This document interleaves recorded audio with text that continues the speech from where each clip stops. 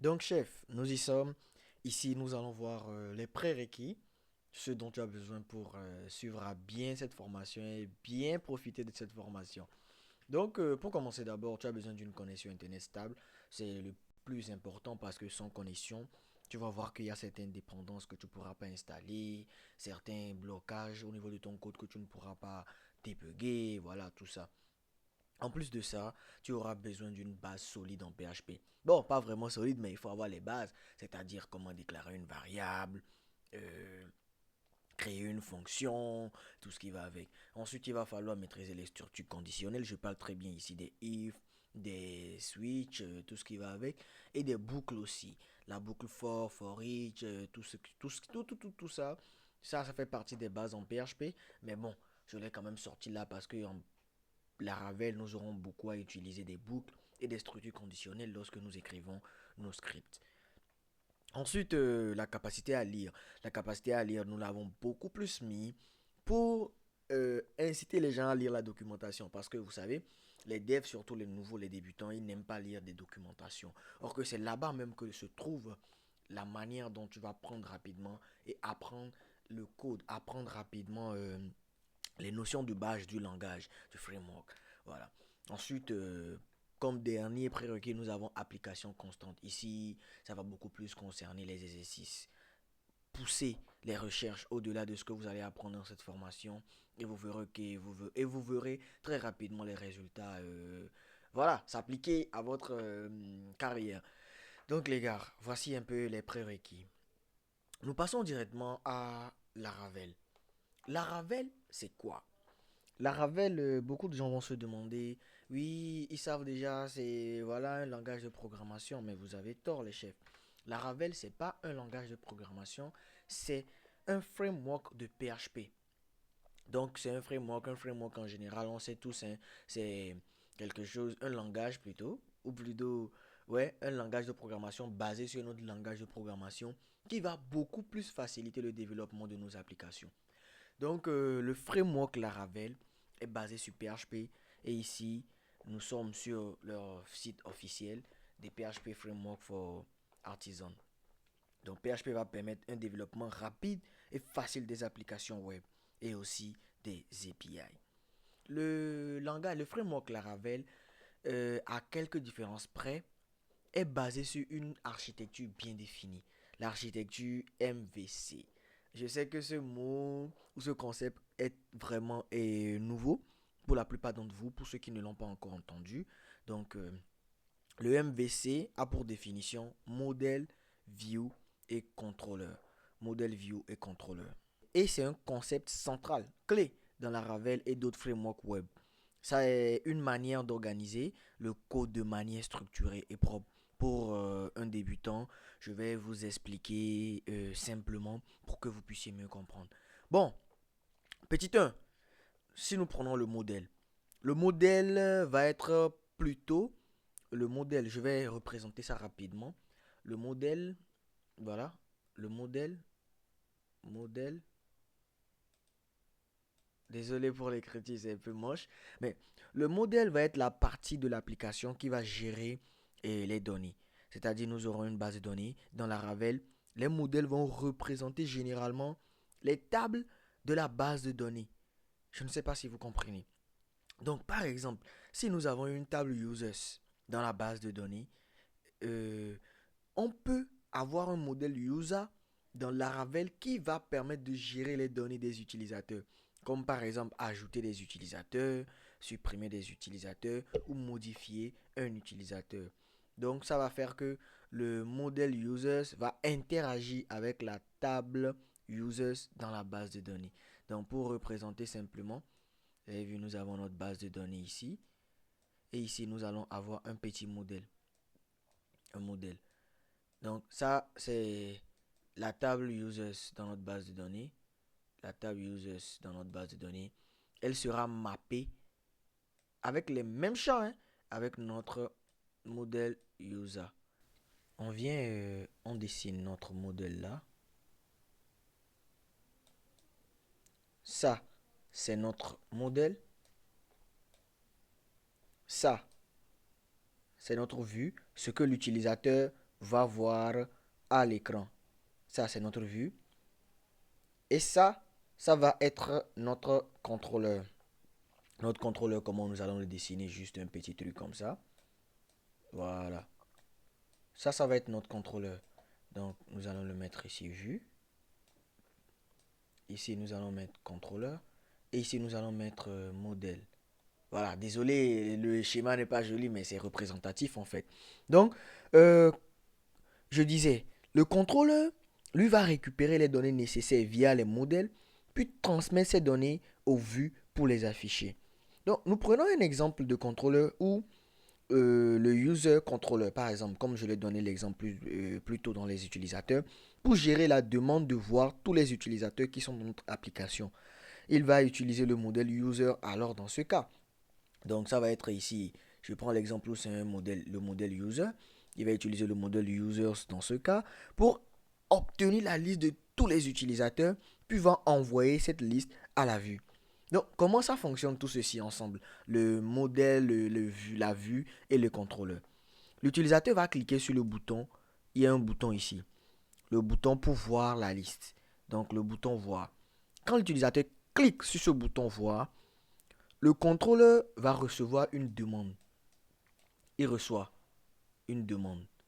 Voilà. Le contrôleur reçoit une demande. Le contrôleur reçoit une demande. Le contrôleur utilise le modèle maintenant pour recevoir, il va utiliser le modèle pour recevoir, récupérer la liste des utilisateurs depuis une base de données qui est ici.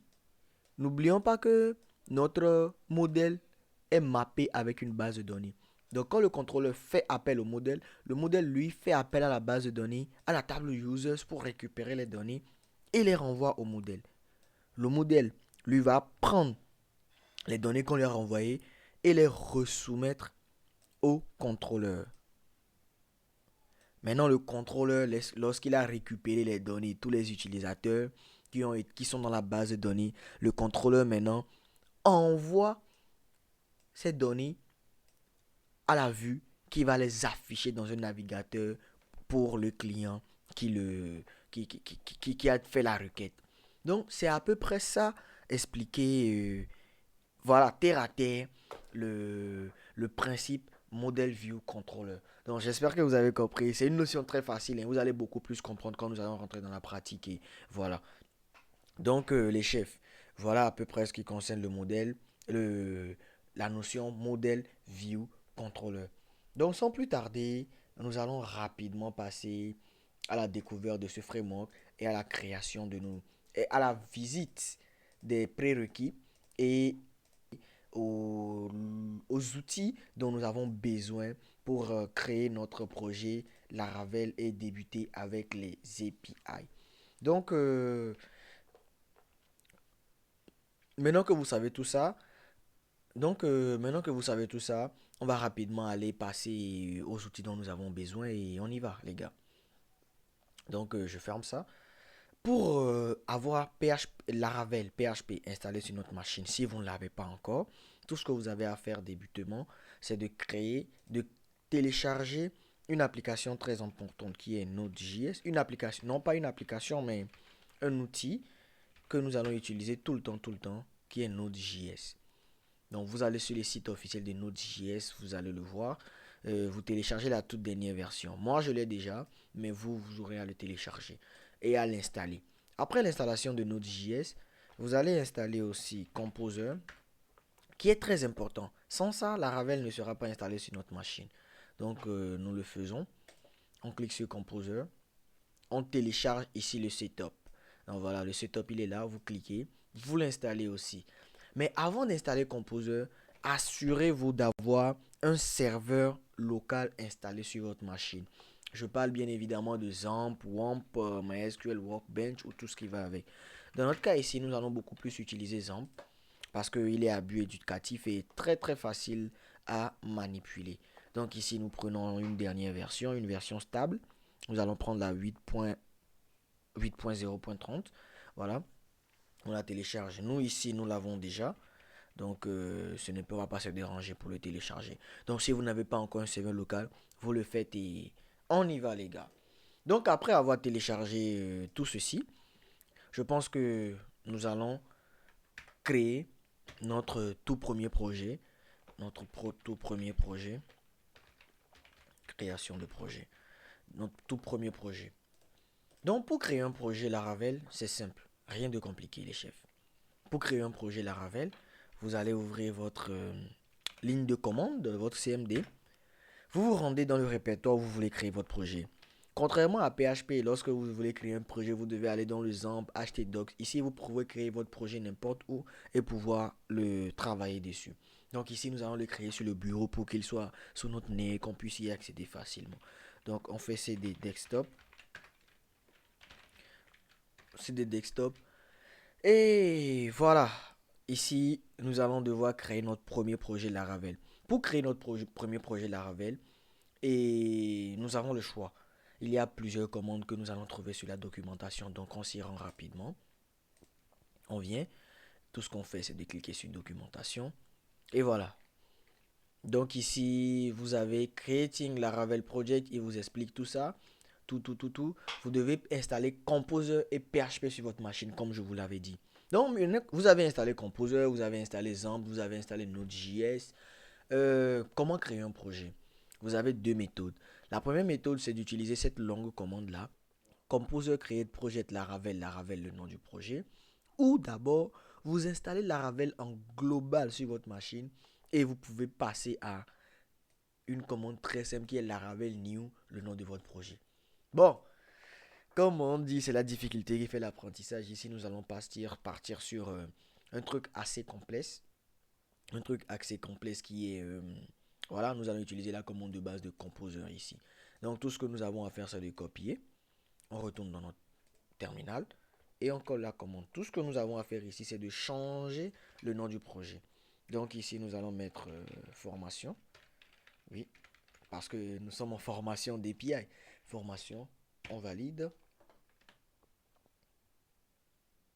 Et voilà, la création du projet a commencé. Tout ce que nous aurons à faire, c'est de patienter qu'il télécharge et installe toutes les dépendances dont nous avons besoin pour mener à bien notre projet Laravel, notre création et disposition d'API. Donc là, il est en train d'avancer. On va patienter gentiment qu'il finisse et on continue quoi.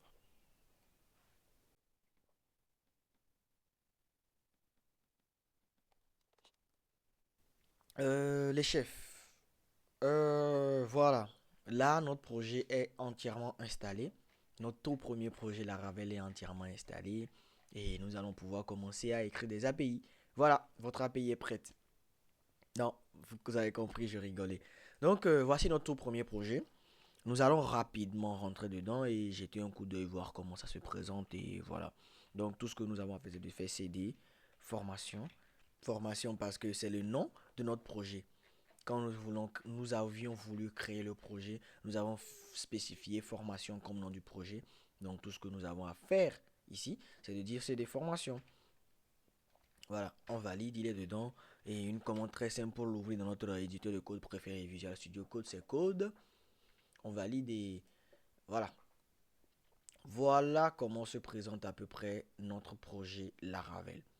Il y a plein de dossiers, plein de fichiers qu'on ne comprend pas. Mais nous allons explorer tout ceci et je vais mieux vous expliquer à quoi sert tel dossier et comment, à quoi s'attendre avec tel dossier, dans quel cas nous l'utilisons. Et voilà. Donc les gars, on se retrouve dans l'épisode suivant. Restez branchés. Ne vous découragez surtout pas. Soyez disciplinés comme je l'ai toujours dit et à tout à l'heure. Ciao, ciao.